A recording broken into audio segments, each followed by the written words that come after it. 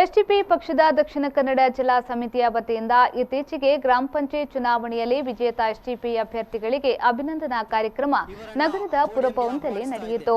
STP ರಾಷ್ಟ್ರೀಯ ಪ್ರಧಾನ ಕಾರ್ಯದರ್ಶಿ ಅಬ್ದುಲ್ ಮಜೀದ್ ಮೈಸೂರು ದಿಕ್ಸೂಚಿ ಭಾಷಣಕ್ಕೆ ಮಾತನಾಡಿದರು. ಕರ್ನಾಟಕದಲ್ಲಿ 2017ರ ಚುನಾವಣೆಯಲ್ಲಿ ನಾವು ಯಾರಿಗೆ ಮತ ಕೊಟ್ಟದ್ದು, ಯಾರಿಗೆ ಆಡಳಿತಕ್ಕೆ ತಂದದ್ದು ಹೇಳಿ ನೀವು. ಜಾತ್ಯತೀತ ಪಕ್ಷವಾದಂತಹ ಅಂದುಕೊಳ್ಳುವಂತಹ ಕಾಂಗ್ರೆಸ್ ಮತ್ತು ಜೆಡಿಎಸ್ ಇಲ್ಲಿ ಆಡಳಿತಕ್ಕೆ ಬಂತು. ಇಲ್ಲಿ ಆಡಳಿತಕ್ಕೆ ಬಂದು ಆ ಪಕ್ಷಗಳ 17 ಶಾಸಕರು ತಲಾ ಒಬ್ಬ ಶಾಸಕ 50 ಕೋಟಿಗಿಂತ ಹೆಚ್ಚಿನ ಪಕ್ಷಕ್ಕೆ ಸೇಲ್ ಆಗ್ಬಿಟ್ಟ.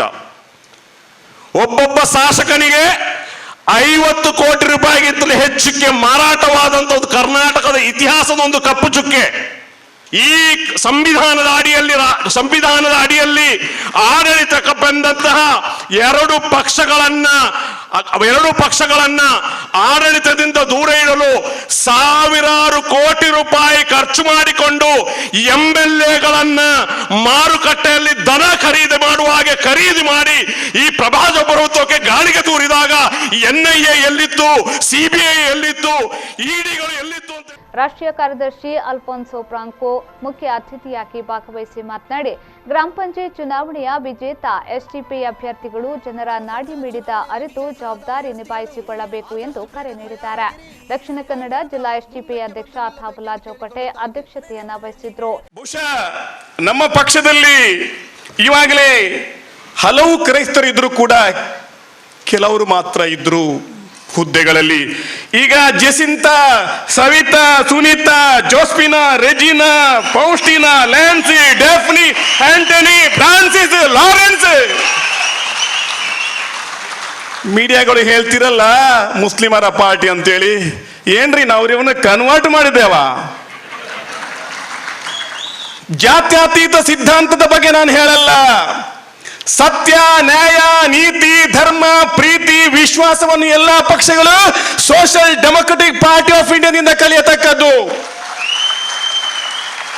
ಕೊರೋನಾದಿಂದ ಸತ್ತ ಹೆಣಗಳಿಗೆ ಸದ್ಗತಿಯನ್ನು ಕೊಟ್ಟ ಈ ದೇಶದ ಏಕೈಕ party social democratic party.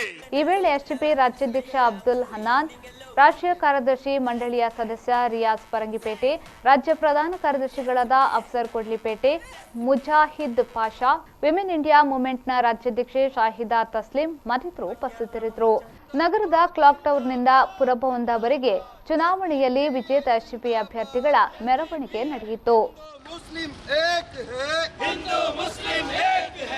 Congress BJP ದೋಸ್ತ್ ದೇಶವು ಇಲ್ಲಿ ಸೋತಿದೆ, ಸೌಹಾರ್ದ ಇಲ್ಲಿ